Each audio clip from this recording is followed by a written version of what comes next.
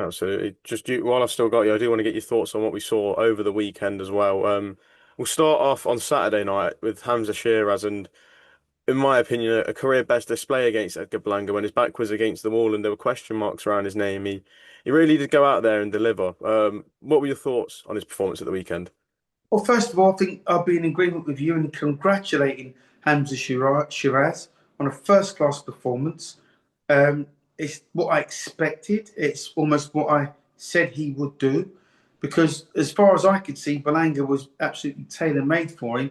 In as much as, see, Shiraz let himself down when he challenged for the world title before against Adames, right? Because it was clear to see he was struggling to make the weight, which is why it was such a lackluster performance. I don't really think there was a lot of soul searching to do for Shiraz, because now that he's put on his natural weight and he's fighting at a weight that he's much more comfortable in, where he can actually eat and breathe and walk around at a natural weight and not boil down, we're getting the best of Shiraz, Hamzah Sheeraz. So I think on a personal level, where he's concerned, I'm sure obviously over the moon with the result, but I half expected that.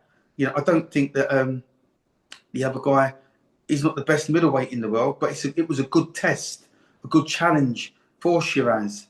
And I'm glad he dealt with him, because, you know, the other guy had a big mouth. He was quite cocky and he had a lot to say for himself before the fight. And it's always nice to put those kind of guys back in their place. So, like I say, I've got nothing but admiration and respect for Shiraz, because obviously he would have questioned his not necessarily his desire, but he'd have been saying to himself, you know, I know I can do better than that, you know. And he went out there on Saturday and he did better and he delivered. So I would have no hesitation in matching him now if the powers that be can get him a world title fight. It doesn't matter who's at the top, you take it, because when you look at Shiraz now, he's a big, powerful, confident, you know, 6 foot plus guy who can box. He gets a little bit too involved to my liking. You know, he likes to fight on the inside. Big guys don't normally do that, but he's doing that and he's getting away with it, which is all well and good, you know, because it's always great when you're winning. You never really question it until you lose.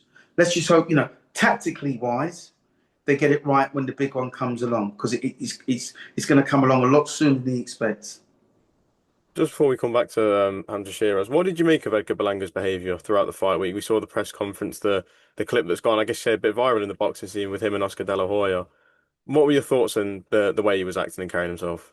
Well, pretty poor, but you would expect that from American fighters. They're always loud, they're always brash, they always do a lot of trash talking. We're a lot more reserved, being from this side of the world. You know, being in Great Britain, we are. That's not really how we carry ourselves. You know, Shiraz was totally professional, where Berlanga, it's not that he was unprofessional. He just does what he does. He's got a big mouth, and fortunately, Shiraz shut his mouth. So, you know, Shiraz can that was probably like a 9 out of 10. His performance for me, it was a 9 out of 10. You know, he did a lot right. Um, he didn't do anything wrong, because he got a great, you know, a good decision, a good stoppage, got a good stoppage, and like I said, but I thought Berlanga was made for him, to absolutely tailor made for him. You know, Belanga's fallen short at the big fight, at the big world title fight previously. So Shiraz has done something that Canelo couldn't do, and he looked good doing it. So that now gives him, that projects his overall package. That projects him in a higher sort of echelon, if you will. The powers that be are going to see this. You know, he's a good kid. You know, he's a TV fighter. You can put him on. You know, he can sell places out. He's got good variety, good stamina. Looks like he takes a decent shot. So listen, his future looks very, very bright indeed.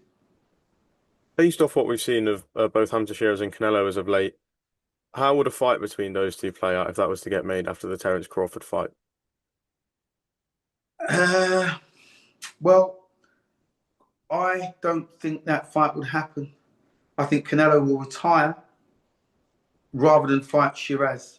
I don't think he'll fight Shiraz.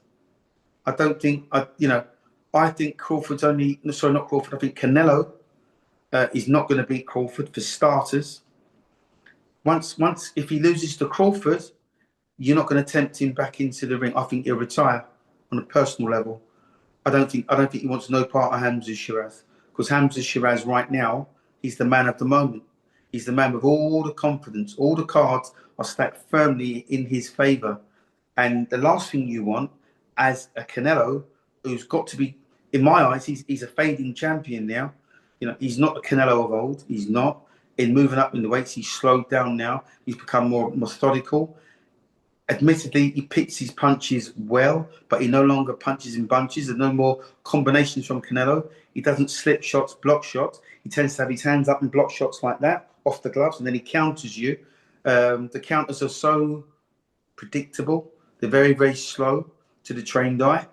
I'd be shocked if Canelo beats Crawford. I don't think he will. I think Crawford beats him.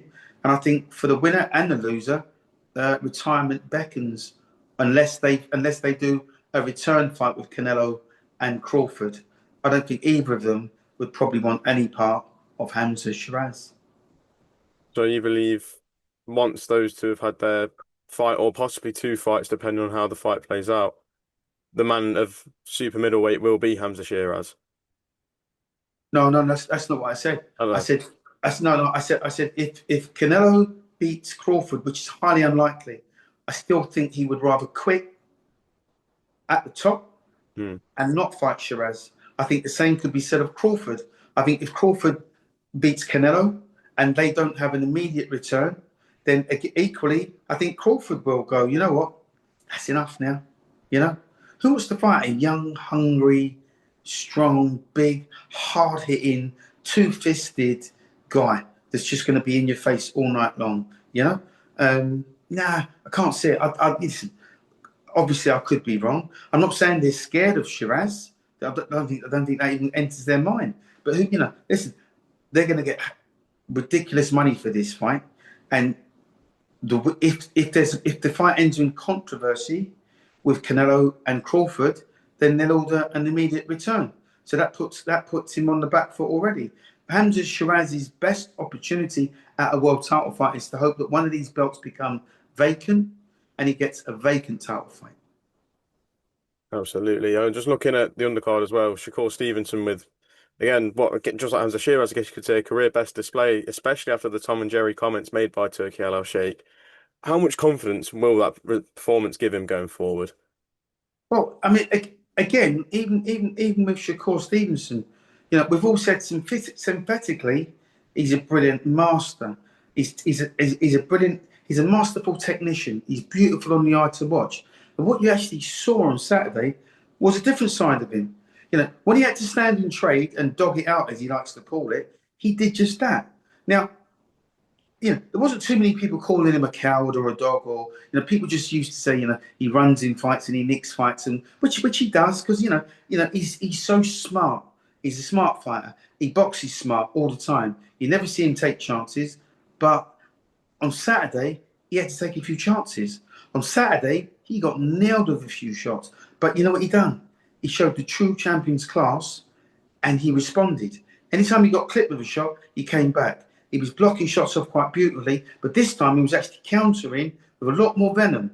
And it was nice to see. Sometimes you have to silence your doubters. Sometimes people put it on you and they start saying things. Obviously, Turki Al Sheikh was saying, didn't want any more Mickey Mouse fights. I'm sure that was directed at Stevenson, because he's not the most attractive guy in the world to watch when it comes to being in a dogfight. But he showed it the weekend. He showed real character, I thought. When he had to get into the trenches and tough it out and slug it out, he done just that. And when he had to nip and tuck, he done just that. But it wasn't all one way, just like trying to nick the fight. He won the fight well. Good fight. People started making a few comparisons of Shakur style to Floyd Mayweather's when he was in his prime era. Do you see any similarities in the styles? None, no, none whatsoever. None whatsoever. You can't compare Shakur Stevenson to a Mayweather, who again is just an absolute genius. Listen, Shakur Stevenson's unbeaten right now. Ask me that question again when his career's over. Let's see if he can get to 50-0 or whatever it is, and retire undefeated. Because with Mayweather, There's nobody like him. There's no his career speaks for itself. Undefeated. He's another Joe Calzaghe, undefeated. Ricardo Lopez, undefeated. All these guys got into that ring every time and they found their way to win, even on a bad day. That's why I've got so much respect for fighters like a Mayweather, like a Calzaghe, like a Lopez. These guys, even on a bad day, they found a way to win. And for me, that's what separates the good from the great. You might consider me a good world champion, but I would consider those guys a great world champion because on a bad day, they found a way to win. On a bad day, I never found a way to win. I got beat 7 times in my career. So, like I said, these things happen. But the point I'm making is that's what separates, in my eyes, as a former world champion, that's what separates the good and the great. I don't even know how people could have a bad word to say about Mayweather. I don't understand it. I really don't. You can only judge people by, the caliber of fighter that they fight and how many wins they've got at the end of their fight. And when you look at Mayweather and Joe Calzaghe and Lopez, those guys finished their careers with 50-0 or 46-0. Do you see what I mean? Or 52-0. These guys are winning their fights back to back. On a bad day, they're finding a way to win, and that takes so much doing. I've got so much admiration for those fighters that I've named. They're different class. Absolutely. Just last few from me. Shakur has now revealed as well that he's now a promotional free agent and wants to target a fight with Gervonta Davis in a lightweight unification fight. Who would you make the favourite out of Shakur and Tank? If Tank Davis can get his act together, he's a very troubled young man, has been documented in the press recently. He's got a lot of domestic disputes going on, which will tell you his head is not in the right space. Shakur Stevenson is a smart cookie, and he'll know where Shakur Stevenson's head is at right now. So he's going to call him out all day long because that's if you could fight Gervonta Davis in the headspace that he's in now, I'd have no hesitation in saying that Shakur Stevenson would win because Gervonta Davis's head right now, he's off with the fairies. He's just not, his head's not in a good place. I hope for his sake, he can sort out his domestic problems. Nobody knows what happens behind closed doors, but there's obviously quite a lot going on behind closed doors. I wish he could just wash his hands of all of that and concentrate on his career because that's what makes that boy happy if he's fighting. Now, the longer he stays out, the worse it is for him. That's going to play to Shakur Stevenson's hands. And if there are more domestic dust-ups, this isn't the first time we've heard this with Shakur Stevenson, with Gervonta Davis, about him having personal problems. The more personal problems he has, then the more you have to side with Stevenson, because he'll bank on that. And he'll play all kinds of mind games with Davis.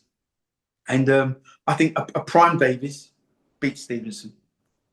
That's where my money would be. If his head's right and he goes into the fight like he has been, not his last fight, because I think even in his last fight there was stuff going on behind the scenes which would when you look at the actual fight itself, you could see that he was a little bit. He wasn't. I'm not making excuses for the guy, but I know what I'm looking at, and he never looked right to me. He didn't look right, and now this has come out about his personal life, his private life. It's very sad. It's very sad indeed. Let's just hope he can get himself into a good headspace, and he can get his act together, and then they can start talking about. That's if he gets through his next fight, Gervonta Davis. If he gets through that, then him and Shakur Stevenson, boy, what a fight! What a mouth-watering fight that would be. Absolutely. Just lastly for the weekend, looking just on Friday night as well, we saw Katie Taylor and Amanda Serrano dance for the third time, and a third victory for Katie Taylor as well. How did you score the fight, first of all? A lot of controversy has been made about some of the scorecards.